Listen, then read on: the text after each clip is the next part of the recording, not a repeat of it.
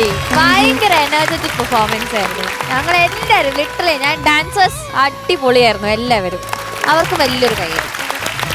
Shini sir literally enjoy ചെയ്യായിരുന്നു പാട്ട്, dance ഒക്കെ കളിച്ച്.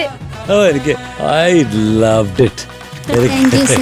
എനിക്ക് അയാളുടെ ഒരു എനർജി, അയാളുടെ ഒരു ഫ്യൂച്ചർ ഒരു ഹീറോ മെറ്റീരിയൽ ആണെന്ന് തോന്നുന്നത്. ഭയങ്കര ഡാൻസറാണ്, ഡാൻസ് ഭയങ്കര ഇഷ്ടമാണ്. ഭയങ്കര ഡാൻസ്. അയ്യോ, എനിക്ക് ഡാൻസ് അറിഞ്ഞൂടാ. പാട്ട് നമ്മൾ ഈ പാട്ട് അയാളെ കാണുമ്പോൾ നമ്മൾ ഇവിടെ നിന്ന് ഇങ്ങനെ മൂവ്മെന്റ് കാണിച്ചു പോകും നമ്മൾ. He's so good, he's so charming.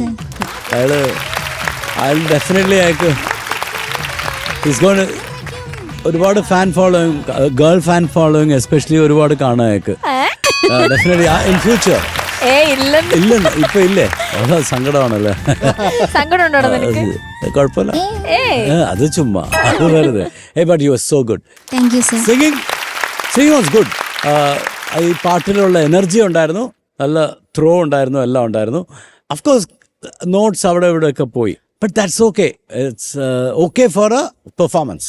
ഒരു പെർഫോമൻസ് നോക്കുമ്പോൾ അത് ഓക്കെയാണ്. കോമ്പറ്റീഷൻ എന്ന് വരുമ്പോൾ അതൊക്കെ നോട്ട് ചെയ്യും. So but that's okay, don't bother about that. നമ്മൾ ഈ പെർഫോം ചെയ്യുമ്പോൾ യു ഹാവ് ടു അടിച്ച് പൊളിക്കണം. And that's what you did. I loved it. എനിക്ക് വലിയ ഇഷ്ടമായി. സിംഗിങ്ങും നന്നായിരുന്നു, മോശമായിട്ടില്ല, ഒരിക്കലും മോശമായിട്ടില്ല, നന്നായിരുന്നു. ബട്ട് കുറച്ചും കൂടെ പെർഫെക്റ്റ് ആവാമായിരുന്നു. അത് സ്റ്റുഡിയോയിൽ പാടിയാൽ ഇറ്റ് വിൽ ബി പെർഫെക്റ്റ്.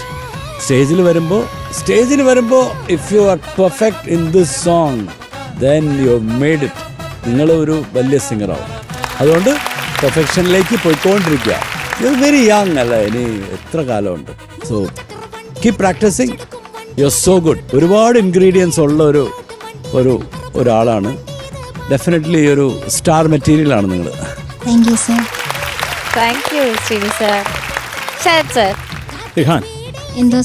മോനെ നല്ല ഓളമുള്ള ഒരു പാട്ടാണ്, നല്ലൊരു ഗുമ്മുള്ള പാട്ടാണ്. മോൻ നന്നായിട്ട് പാടിയിട്ടുണ്ട്. ഇപ്പം പ്രധാനമായിട്ട് ഈ ഇങ്ങനെയുള്ള പാട്ടുകൾ നമ്മൾ നോക്കേണ്ടത് എന്താണ്, നമ്മൾ അത് കുറച്ചും കൂടെ ഹൈറ്റ് ചെയ്യേണ്ട, നോട്ട്സൊക്കെ ഹിറ്റ് ചെയ്ത് കുറച്ച് ലൂസ് ആവാണ്ട് എപ്പോഴും നല്ല ആ ടൈറ്റായിട്ട് പിടിച്ചോണം.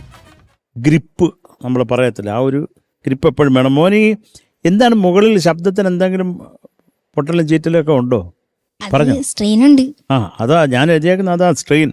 ആ ലൂപ്പുകൾ ദേഗതാകി അത് കഴിഞ്ഞിട്ട് ട്യൂൺ തുടങ്ങത്തില്ലേ, അത് കഴിഞ്ഞ് ഈ മേളിലോട്ട് പോകുന്ന പോർഷനൊക്കെ മോന് ശബ്ദ സ്വാതന്ത്ര്യം ഇല്ലാത്തത് കൊണ്ട് ഉള്ള ഒരു കൺട്രോൾ ഇല്ലായ്മ ഉണ്ടായിരുന്നു കേട്ടോ. മോനത് പറഞ്ഞത് കയ്യെത്തട്ടി അവിടെ മേളിലോട്ട് പോകുന്നില്ലേ, പിന്നെ അതെല്ലാം അത് മോന് കൺട്രോൾ ഇല്ലാതായി പോകുന്നത്. മോന് ആ റേഞ്ച് പ്രോബ്ലം, മോന് അവിടെ ശബ്ദം ഒരു കറക്റ്റായിട്ട് പിടിയെ നിൽക്കുന്നില്ല.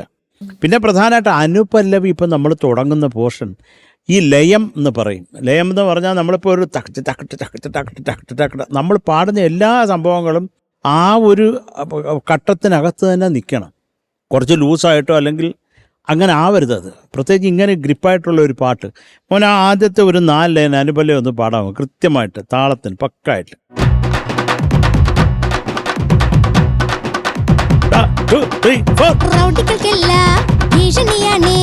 റോഡുകളിൽ പാതിരയിൽ പൗർണമിയാണേ, പ്രശ്നമുണ്ടായാൽ ഭീകരനാണേ, കൊച്ചി രാജ ഒച്ചയിട്ടാൽ അച്ചട്ടതാണേ.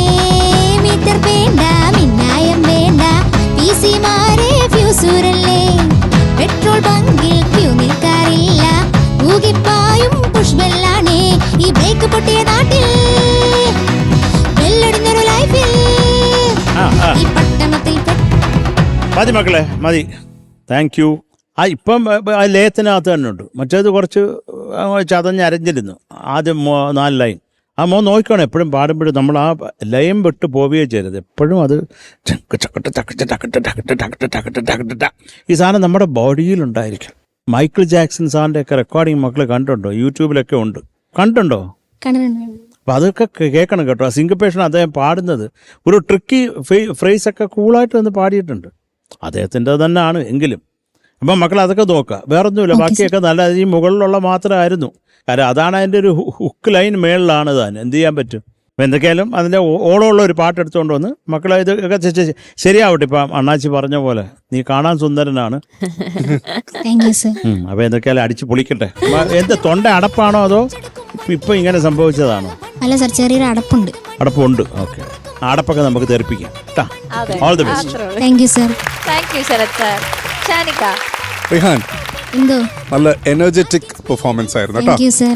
ഞാനും ഈ കയ്യെ തട്ടി കൂപ്പിട്ടാൽ നിൽക്കും ആ ഹൈ പോർഷൻസ് എല്ലായിടത്തും അവിടെ. അതുപോലെ കൊട്ടാരം ഞെട്ടും ഓട്ടോ ചെയ്ത് ഞാൻ ഞെട്ടി നീ അത് പാടിയപ്പോ.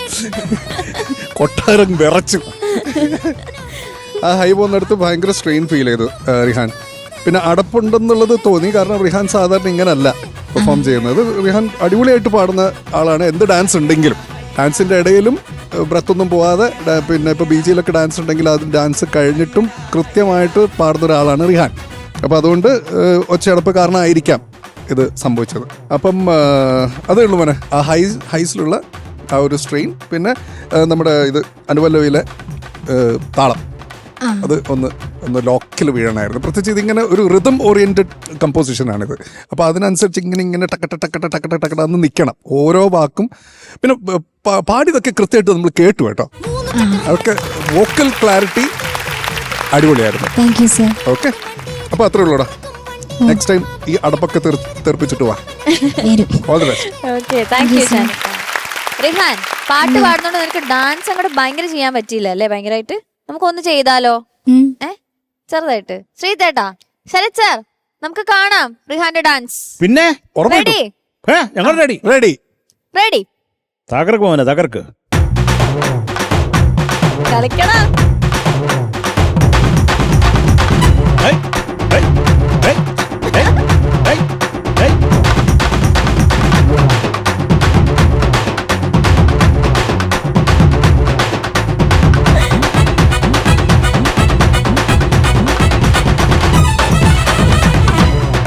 സൂപ്പർ. ഓക്കെ, അപ്പൊ ഇനി മാർക്സ് അറിയാം. ഷാനിക. റിഹാൻ എന്തോ 8. Thank you sir. Thank you Shanika. Sharath sir. മക്കളെ എന്തോ 8. Thank you sir. 8. ഓക്കെ. 8 ഇട്ടു. ഓക്കെ, അപ്പൊ ടോട്ടൽ 16 മാർക്സ് ആണ്. ഇനി നമുക്ക് ഫസ്റ്റ് അറിയാം. All the best. Thank you. അപ്പൊ എന്തായാലും ഇന്നത്തെ എപ്പിസോഡ് ഞാൻ വൈൻഡ് അപ്പ് ചെയ്യാണ്. ഞാൻ പോവാണ്. Good night. ഞാൻ പോകുന്നതിന്റെ